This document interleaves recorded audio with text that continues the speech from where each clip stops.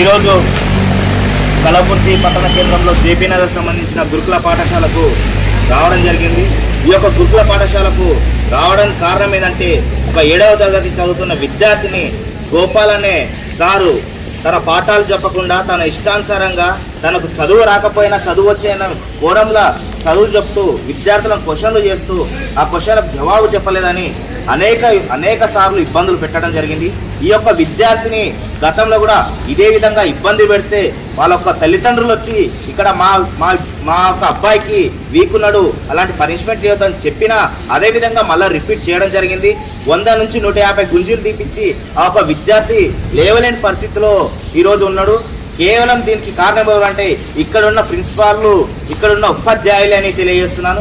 ఎందుకంటే ఇలాంటి ఇన్సిడెంట్స్ జరుగుతున్నాయంటే కేవలం ఇక్కడున్న ప్రిన్సిపాల్ నిర్లక్ష్య వైఖరి అని తెలియజేస్తున్నా.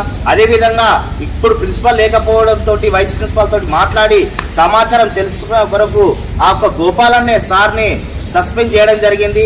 శాశ్వతంగా ఈ యొక్క పాఠశాలలకు అడుగు పెట్టకుండా అతన్ని ఆ సార్ని సస్పెండ్ చేసిన తర్వాత ఇలాంటి ఘటనలు మరి ఎప్పుడు జరగకుండా, మళ్ళీ ఎక్కడ జరగకుండా సార్ వాళ్ళకు కూడా ఉపాధ్యాయులకు కూడా మేము డెమో ఇస్తామని చెప్పడం జరిగింది. కాబట్టి ఈ యొక్క విషయం బట్టి ప్రభుత్వం అయినా సరే, ఇక్కడున్న విద్యా అధికారులైనా సరే ఇలాంటి ఇన్సిడెంట్లు జరగకుండా, గతంలో కూడా జరగకుండా, ఎప్పుడు జరగకుండా మీరు బాధ్యత వహించాలి. ఈ యొక్క పాఠశాలలో ఏ ఒక్క విద్యార్థి ఏ ఒక్క అన్యాయం జరిగినా ఈ యొక్క ప్రిన్సిపాల్, వైస్ ప్రిన్సిపాల్ బాధ్యత వహించాలి.